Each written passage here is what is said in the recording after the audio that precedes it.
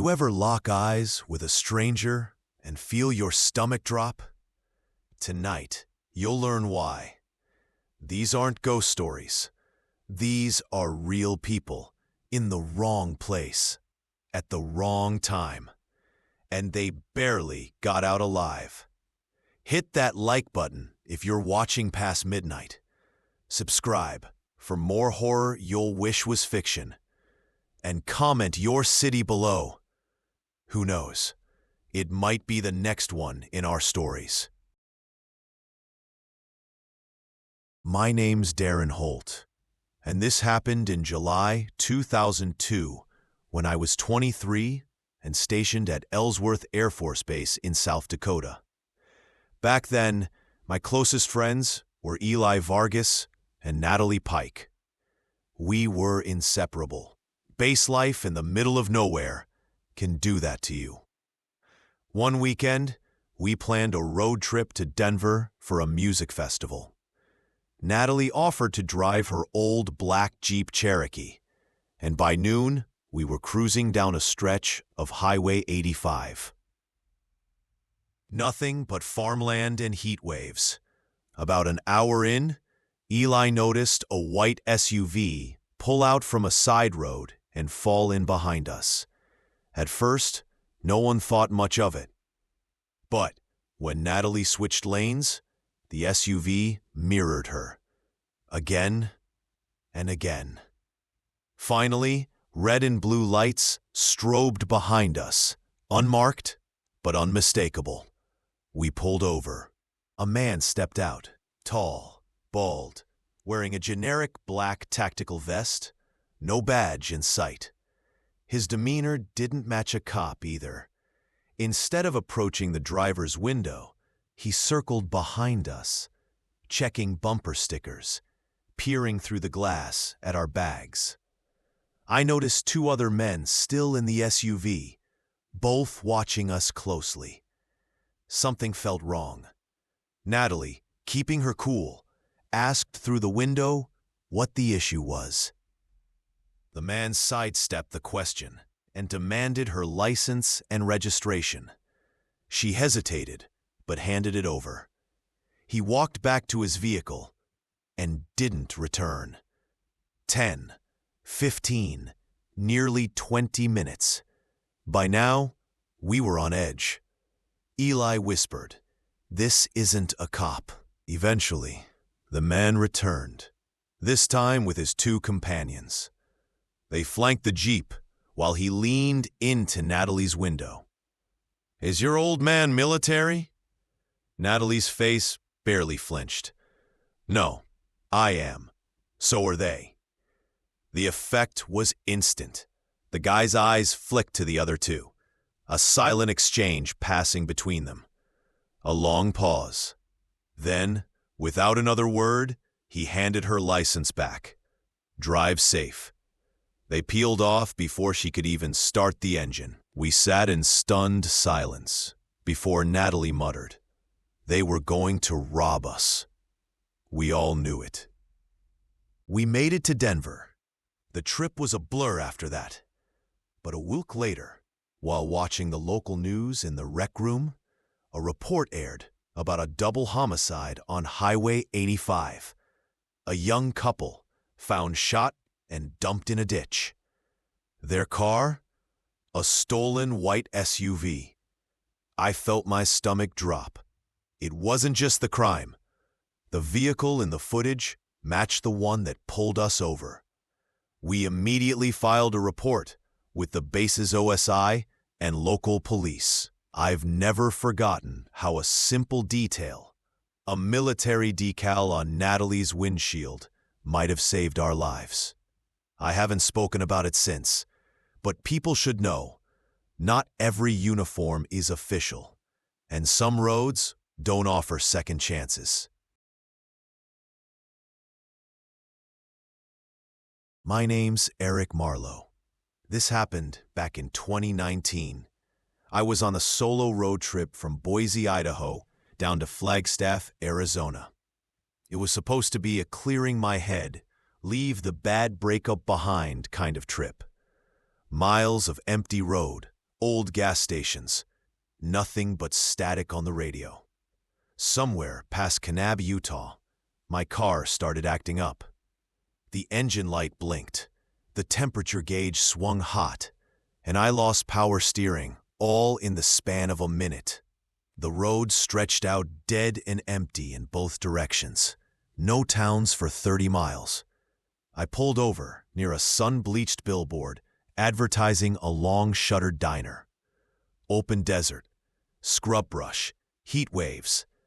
That's when a rusted blue Chevy Blazer slowed down and pulled up behind me.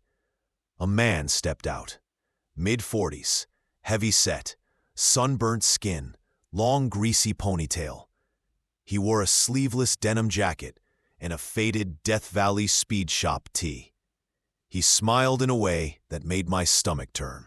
He asked if I needed a hand. Something about him felt off, but I was stranded. He popped my hood, muttered some nonsense about the radiator, and then said, "I got a buddy with a tow chain about a mile off. Let me borrow your phone, mine's dead." Before I could react, he grabbed my wrist, wrenched the phone from my hand, and out came a knife. "Sit down, kid. Don't make this worse." I did what he said. He rifled through my glove box, took my wallet, and then, weirdly, asked for my mother's maiden name. When I hesitated, he pressed the knife against my arm. I told him. He drove off, leaving me on the side of the highway in the blistering sun. No phone, no ID, no cash. I flagged down a trucker an hour later. Calvin, a kind old man hauling scrap to Albuquerque. He gave me a ride to the next town and even paid for a motel room. For a while, I chalked it up as a terrifying but one-off robbery. Until a month later, I started getting calls about overdue accounts. A jewelry store in Page, Arizona. A pawn shop in Gallup, New Mexico. A hospital bill from Flagstaff Medical Center. Each was in my name. I requested my credit report. 4 new cards. An auto loan application. A burner phone account. I hadn't even been in those towns. I reported it all to the cops. Nothing. No cameras, no witnesses. They said it could be months before they track anyone. Then a notice came from a storage facility in Farmington about a missed payment for a unit rented under my name. I drove down there myself. The storage manager, a woman named June, let me peek at the log. The unit had been accessed the night before. I asked her to stall anyone coming by. At sunset, a battered blue Blazer rolled in. 2 men got out. The greasy guy from the road, and a second, younger man covered in neck tattoos. I called the local sheriff, who thankfully arrived in time. Inside the unit, they found dozens of stolen wallets, IDs, credit cards, SIM cards, and a notebook with addresses, including mine. Turns out they'd been working a scam ring for over 2 years, targeting road trippers and travelers along desert highways, stealing identities to fund a string of pawn shop buys and drug deals. The 2 men were arrested on the spot. A third man was later picked up in Gallup. I testified in court, got my credit clean. Eventually. To this day, I don't drive back roads alone. And if someone ever asks to borrow your phone on a dead stretch of road, don't.